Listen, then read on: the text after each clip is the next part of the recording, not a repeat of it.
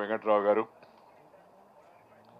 అధ్యక్షులు మిత్రులు శ్రీనివాసరెడ్డి గారు, అలాగే మిత్రులు బండారు శ్రీనివాసరావు గారు, మన పూర్వ సమాచార కమిషనర్ కట్టా శేఖర్ రెడ్డి గారు, ఈరోజు ఈ సమావేశానికి హాజరైన పాత్రికేయ మిత్రులు, వెంకట్రావు గారి అభిమానులు అందరికీ నమస్కారాలు. ఈ ప్రెస్ క్లబ్బు, దేశోద్ధారక భవనం, సురవరం ప్రతాపరెడ్డి గారి హాలు, ఇక్కడ సమావేశాన్ని మిమ్మల్ని అందరినీ చూస్తుంటే పాత రోజులు గుర్తొస్తున్నాయి. కానీ చేయగలిగింది ఏమీ లేదు, ఎందుకంటే వెనక్కి వెళ్ళలేను కదా. నేను మళ్ళా రాజకీయంలో లేను. నేను ఇప్పుడు మీ పార్టీ అని అంటున్నాడు శ్రీనివాసరెడ్డి గారు, నేను పార్టీలో కూడా లేను ఇప్పుడు. నేను నా జీవితంలో 2 సార్లు కళ్ళనీళ్ళు పెట్టాను. ఒకటి, మా అమ్మ గురించి గుర్తొస్తే నాకు కళ్ళనీళ్ళు వస్తాయి, ఎందుకంటే మా అమ్మని నేను చూడలే. నా 13వ ఏట మా అమ్మని ఎత్తుపొడిస్తే కొమ్మి యువతల నుంచి అవతలకు వచ్చి చనిపోయింది. ఆ విషయం ఎవరన్నా చెప్తే కళ్ళనీళ్ళు వస్తుంటాయి నాకు మామూలుగా. అమ్మని చూడలేకపోయినా దురదృష్టం. నేను జీవితంలో నాకు ఎన్నో కలిసి వచ్చాయి. నేను అనుకున్నది సాధించలేనిది లేదు వాస్తవం చెప్పాలంటే. కానీ అది ఒక్కటి మాత్రం అలా మిగిలిపోయింది. ఎంత చేసినా మా అమ్మని నేను చూసే అవకాశం నాకు లేకపోయింది, వినడమే ఊళ్ళో అందరు చెప్తే. రెండవది, పార్టీ నుంచి ఈ యొక్క పార్లమెంటరీ బోర్డు మీటింగ్ పిలిచి దాంట్లో నన్ను రమ్మని పార్లమెంటరీ బోర్డులో ఏకగ్రీవంగా తీర్మానించారు, భారత ఉపరాష్ట్రపతిగా మీరు ఉండాలని అని చెప్పి అన్నారు. అంటే నాకు చాలా బాధ వేసింది. తర్వాత వాళ్ళకి చెప్పాను, అక్కడ ఉన్న వాళ్ళకి, బాధ నేను మంత్రివర్గం నుంచి వెళ్ళిపోతున్నాను కాదయ్యా, అమ్మ తర్వాత అమ్మలాగా నన్ను చూసుకొని నన్ను పెంచి పెద్ద చేసి ఈ స్థాయికి తీసుకొచ్చిన పార్టీ నుంచి నియమం లేకపోయినా నేను పెట్టుకున్న సాంప్రదాయం పద్ధతి ప్రకారం, పెద్దవాళ్ళు చూపించిన సాంప్రదాయం ప్రకారం రాజీనామా ఇవ్వాల్సి వస్తుంది. ఇప్పుడే రాజీనామా ఇస్తున్నాను పార్టీకి అన్నాను. అప్పటి నుంచి మళ్ళీ పార్టీ ఆఫీస్కి వెళ్ళా. నేను పార్టీ కార్యక్రమాల్లో పాల్గొలా.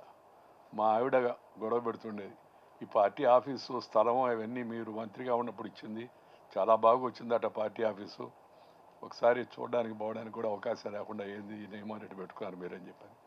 పర్వాలేదు చెప్తున్నారు కదా, అందరూ చూసి వచ్చిన వాళ్ళందరూ చెప్తున్నారు కదా బాగుందని అని చెప్పాను. నేను అక్కడికి వెళ్ళే అవకాశం లేకుండా పోయింది. పార్టీ అంటే అభిమానం లేక కాదు, రక్తంలోనే అదే ఉంది కదా మామూలుగా, అందువల్ల దాన్ని దాచిపెట్టుకోవాల్సిన అవసరం లేదు. కానీ దైనందిన రాజకీయాల్లో, ఎన్నికల రాజకీయాల్లో వాటిని నేను ఉపరాష్ట్రపతిగా ఎన్నికైన రోజే వదిలిపెట్టాను. ఉపరాష్ట్రపతిగా దిగిపోయిన తర్వాత కూడా రాజకీయాల గురించి మాడకుండా ఉండడంలే, రాజకీయాలు మాడుతున్నాను, విషయాలు విశ్లేషించి చెప్తున్నాను. యువతరానికి కాస్త విషయాలు తెలవాలనే ఉద్దేశంతో అయిపోయింది, రిటైర్డ్ బట్ నాట్ టైర్డ్ అని చెప్పాను. నేను ఎవరు అడిగితే కూడా ఏం సార్ మాడుతూనే ఉన్నారంటే నేను చెప్పాను, పదవీ విరమణ చేశాను కానీ పెదవి విరమణ చేయలేదు, మాట్లాడుతూనే ఉంటాను ఆఖరి దాకా అని చెప్పాను. ఈ కాలేజీలు, యూనివర్సిటీలు, ఐఐటీలు, త్రిబుల్ ఐటీలు, అలాగే కల్చరల్ ప్రోగ్రామ్స్, వ్యవసాయం సంబంధించిన కార్యక్రమాలు, వీటిలో పాల్గొంటూ ఉన్నాను.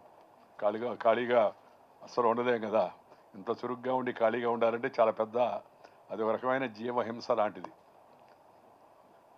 కాబట్టి జనాన్ని కలుసుకుంటూ కార్యక్రమాల్లో పాల్గొంటాం. ఇవాళ ఇక్కడికి రావడం, పెద్దలు పాత్రికేయ రంగంలో ఇవాళ మన ముందున్న వాళ్ళలో ప్రమాణంగా చెప్పుకోదగిన ఉత్తమమైన వ్యక్తి, ఒక మంచి జర్నలిస్టు, అణుకువ మెలకువ. కేవలం అణుకువగా ఉంటే లాభం లేదు, మెలకువగా ఉండాలంటే జరుగుతున్న దాన్ని గమనిస్తూ జరుగుతుందని చెప్పగలిగి ఉండాలా, దానిపైన వ్యాఖ్యానించగలిగి ఉండాలి. ఆ మెలకువ ఉండకపోతే కేవలం అణుకువగా ఉంటే, అదే ఆ బ్రిటిష్ వాళ్ళు అన్నట్టుగా ఎవరు మోస్ట్ ఒబీడియంట్ అని, నేను ఆ పార్లమెంట్కి పోయిన తర్వాత అది తీసేశాను. మోస్ట్ ఒబీడియంట్ అని రాయకూడదు ఎవరికి ఒబీడియంట్. వాళ్ళు పాత దేశాన్ని మనం దోచుకొని మనం దొరగా పరిపాలించారు కాబట్టి అది అలవాటు చేశారు మనకి. అంత చిన్న చిన్న మార్పులు కూడా అక్కడ రాజ్యసభలోకి పోయిన తర్వాత చేసిన మార్పుల్లో అది ఒకటి, అట్లా రాయకూడదు అని చెప్పని. I beg to rise and place అనేవాళ్ళు, బెగ్గింగ్ ఇస్ బ్యాండ్. బ్రిటిష్ వాళ్ళతో పోయిందయ్యా బెగ్గింగ్ అబాహండి అని కూడా చెప్పాను నేను, ఎందుకంటే అనవాళ్ళు ఐ రైజ్ టు ప్రజెంట్ అని చెప్పండి బాబు అని చెప్పాను. ఇలాంటి చిన్న చిన్న మార్పులు తీసుకురావడం కూడా జరిగింది. ఈరోజు ప్రస్తుత విషయానికి వస్తే ఈ ఒక ఆసక్తికరమైన పుస్తకాన్ని ఆవిష్కరించే కార్యక్రమంలో పాల్గొంటున్నందుకు మనందరినీ పాతవాళ్ళనందరినీ ముఖ్యంగా చూసి కాస్త సంతోషించే అవకాశం లభించినందుకు చాలా సంతోషంగా ఉంది. ఈ పుస్తకం ఆసక్తికరం అనడానికి 2 ప్రధాన కారణాలు ఉన్నాయి. ఒకటి, ఇందులో ఇటీవల కాలపు ఉమ్మడి రాష్ట్ర చరిత్ర అలాగే రాజకీయాలు వాటిని ప్రభావితం చేసినట్టు నాయకులు, ముఖ్యమంత్రులు, వాళ్ళ గురించి విశ్లేషణ. 2, ఈ పుస్తక రచయిత తలపండిన జర్నలిస్ట్ కావడం,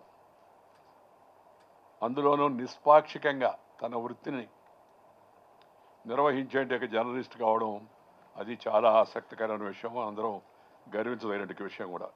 ఈ పుస్తక రచన ఒక మంచి ప్రయత్నం. ఇది తెలుగు రాష్ట్రాలు పరిపాలించిన ముఖ్యమంత్రుల గురించి, వారు ఎదిగిన తీరు గురించి, వారి శైలి గురించి, తాను పరిశీలించిన అంశాలను గురించి వెంకటరావు గారు చాలా చక్కగా రాశారు.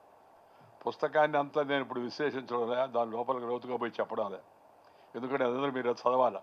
నేను ముందే చెప్పేసాను అనుకోండి, చాలా విషయాలు మీకు తెలిసిపోతాయి. అందుకని పుస్తకాన్ని చదవాలి అందరూ. ఈ పుస్తకం నవతరానికి ఒక విషయ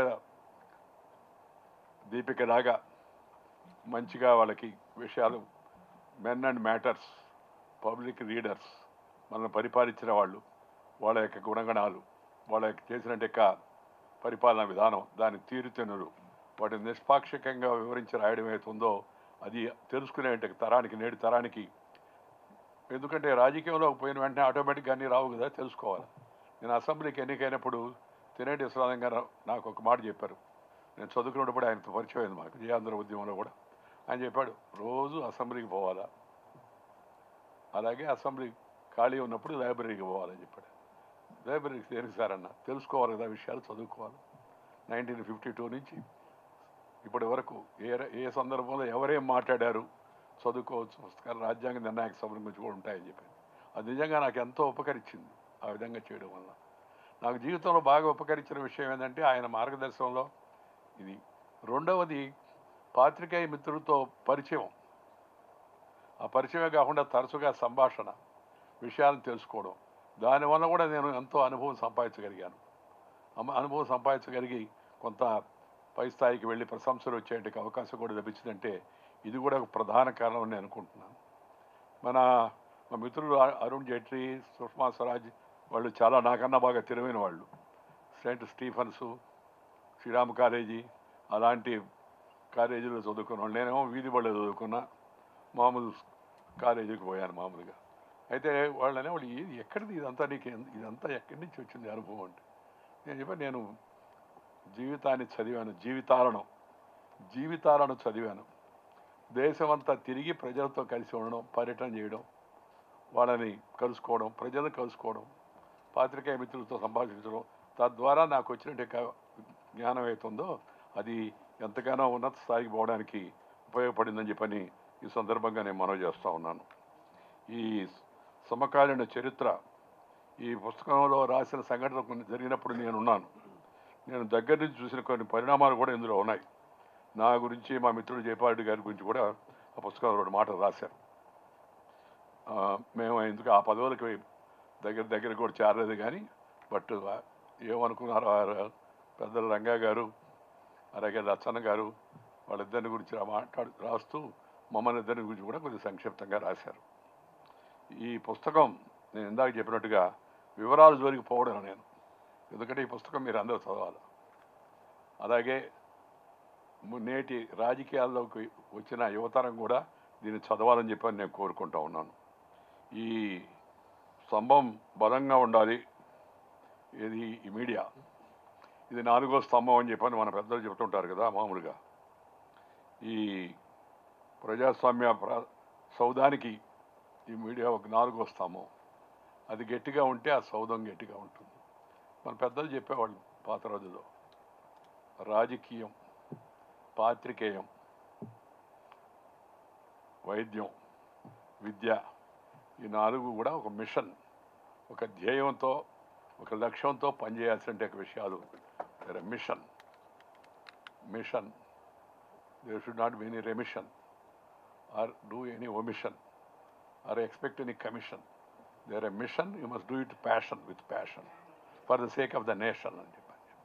అది బట్ ఆ మిషన్కి ఇప్పుడు ఉండే పరిస్థితికి ఏమిటి అని ఎవరికి వాళ్ళం మనం పరిశీలించుకోవాల్సిన అవసరం ఎంతో ఉంది. ఆయా రంగాల్లో పనిచేసే వాళ్ళు are we following the mission అనే సంగతి ఎవరికి వాళ్ళు ప్రశ్నించుకోవాల్సిన అవసరం నేడు చాలా ఎక్కువగా ఉంది. రాజకీయంతో ప్రారంభమై అన్ని స్థాయిల్లో కూడా కొంత ప్రమాణాలు పడిపోతూ ఉన్నాయి కూడా. వీటిని నిలబెట్టాల్సిన అవసరం ఎంతో ఉంది. ఇలాంటి వారి పుస్తకాలు చదవడం, ఆ పాత విషయాలు కొంత గుర్తు చేసుకోవడం, వాటి వల్ల కొంత ఎవరికి వాళ్ళు ఆలోచించుకునే అవకాశం లభిస్తుందని చెప్పి నేను భావిస్తూ ఉన్నాను.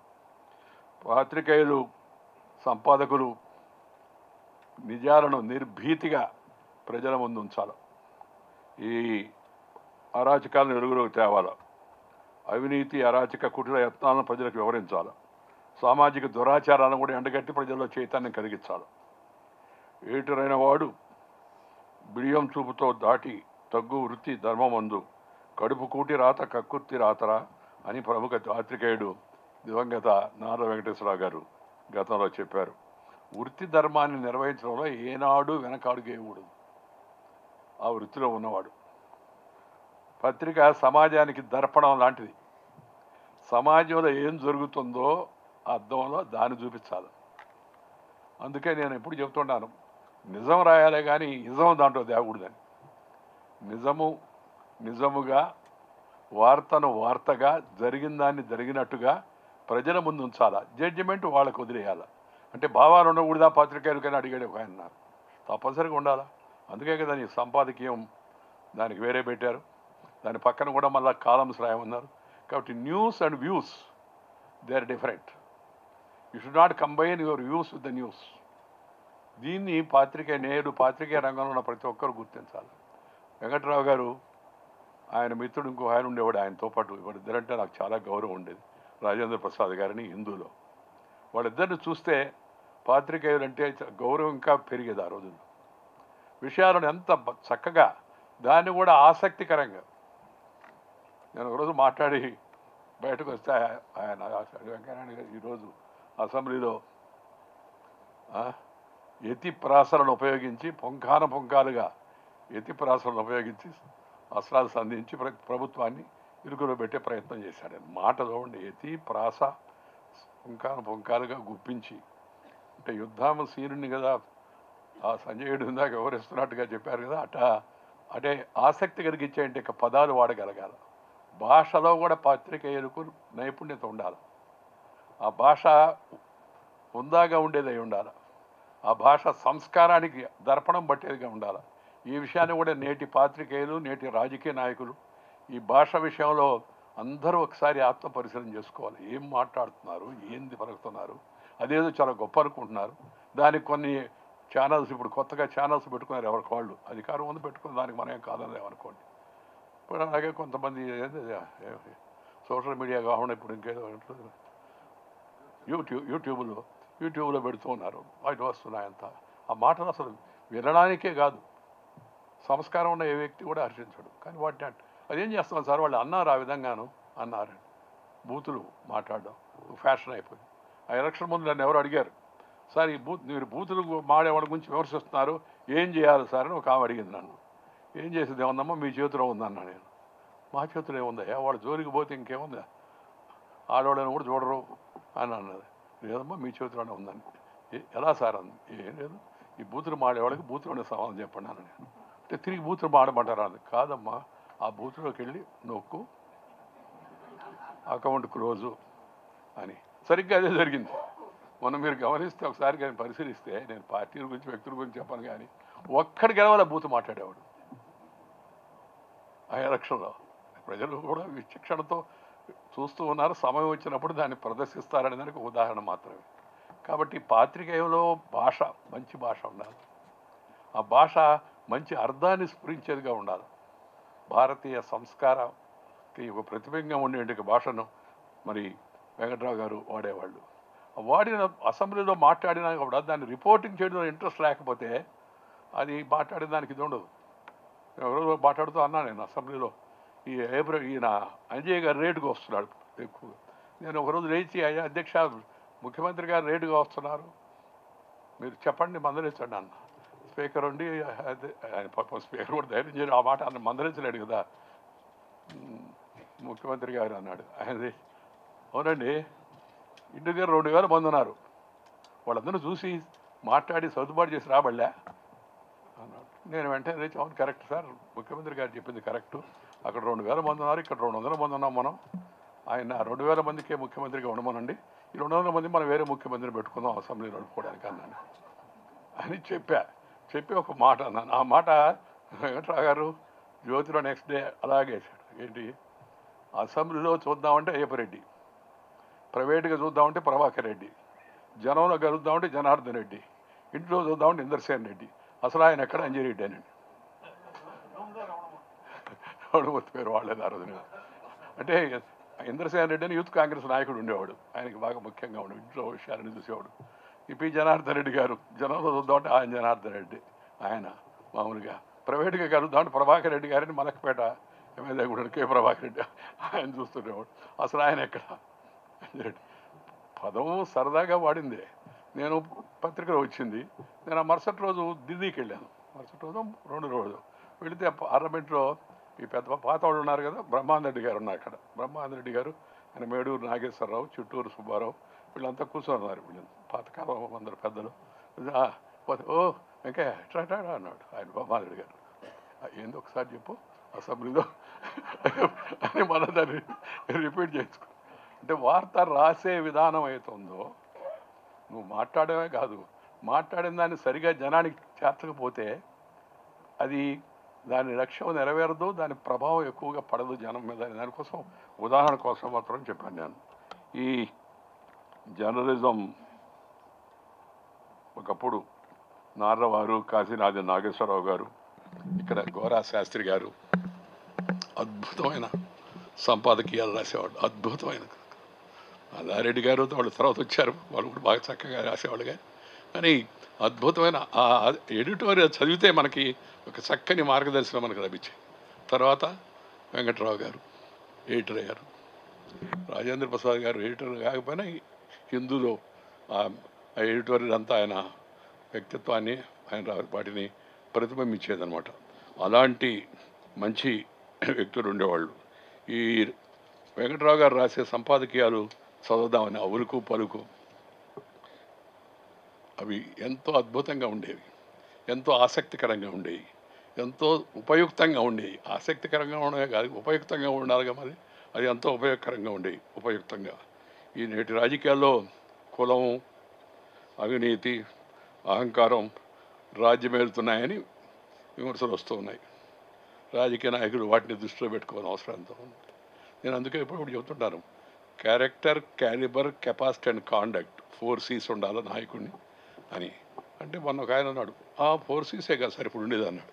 క్యారెక్టర్, క్యాలిబర్, కెపాసిటీ, కాండక్ట్ అంటే కొత్త 4 C's వచ్చాయి సార్, మీకు తెలియదు అన్నాడు. ఏందయ్యా అన్న అంటే క్యాస్ట్, కమ్యూనిటీ, క్యాష్, క్రిమినాలిటీ, ఆ 4 C's బదులు ఈ 4 C's వచ్చాయి, ఇవే ఇప్పుడు రాజ్యం వెళ్తున్నాయని చెప్పాను. అది ఏమాత్రం కూడా మంచిది కాదు, మంచిది కాదు. కులము దగ్గర ఉండే దగ్గర ఉంటుంది, దాని కాదు కదా.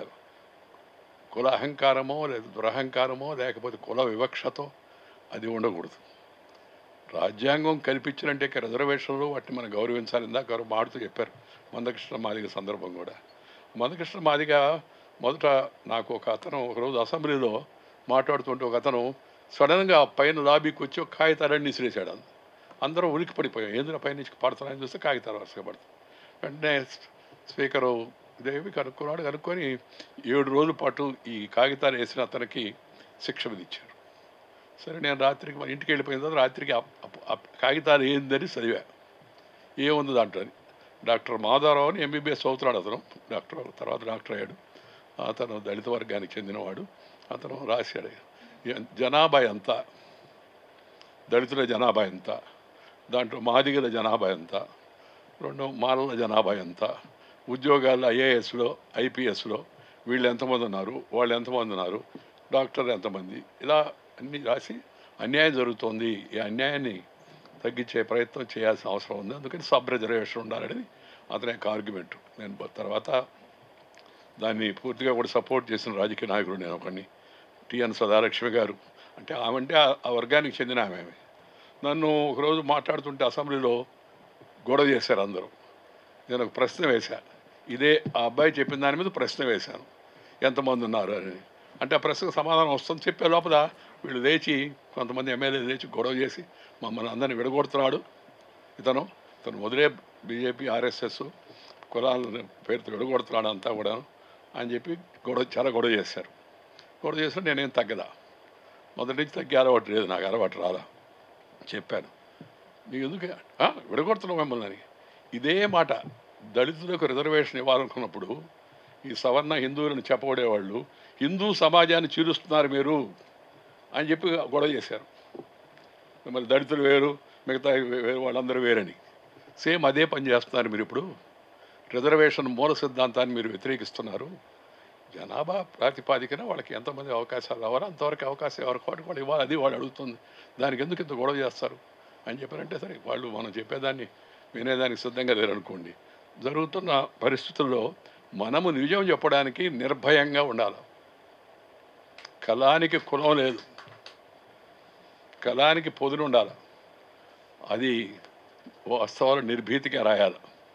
అప్పుడు అది సమాజ ప్రయోజనం కలిగిస్తుంది, అదే వృత్తి ధర్మం అవుతుంది.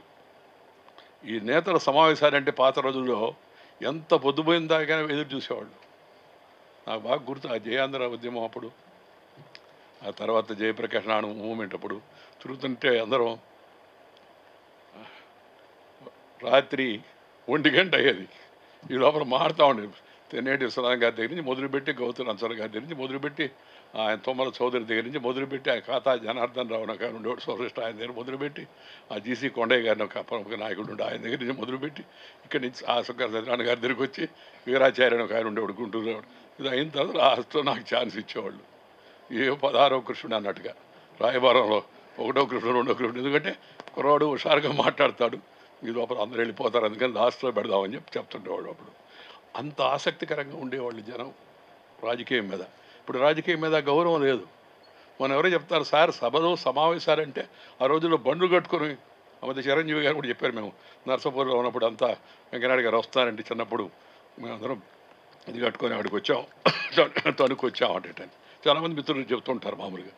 అలాగే ఈ ప్రసంగాల గురించి నాయకులు రంగా గారు మాడుతున్నారంటే, రాజగోపాలాచారి గారు మాడుతున్నారంటే, అటల్ బిహారీ వాజ్పేయి గారు మాడుతున్నారంటే ఎంతో ఆసక్తికరంగా ఛార్జీలు ముందు డబ్బులు దాచిపెట్టుకొని ఛార్జీ కోసం మళ్ళీ చెన్నై పోయి పానగల్ పార్కులో మాడుతున్నారు ఆ రోజులు అంటే వినొచ్చేవాడు.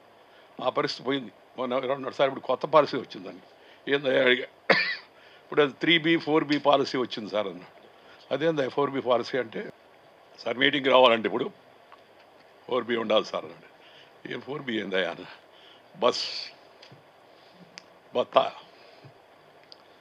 బాటిల్స్, బిర్యానీ, ఈ 4 ఇస్తే కానీ జనం రారు సార్. ఆ మధ్య వార్తలో కూడా చూసాం కదా మనం, మధ్యలో పట్టాలు తీసుకుని ఎవరు పడుకోళ్ళు వెళ్ళిపోతూ ఉన్నారు, వాళ్ళు ఆపడం కోసం పోలీసులు ప్రయత్నం చేస్తారంటే. ఇవన్నీ దర్పణం. రాజకీయ నాయకుల పట్ల విలువలు ఎంత తగ్గిపోయారు దానికి దర్పణం, ఆ విలువలు ఎలా తగ్గిపోయారు దానికి దర్పణం.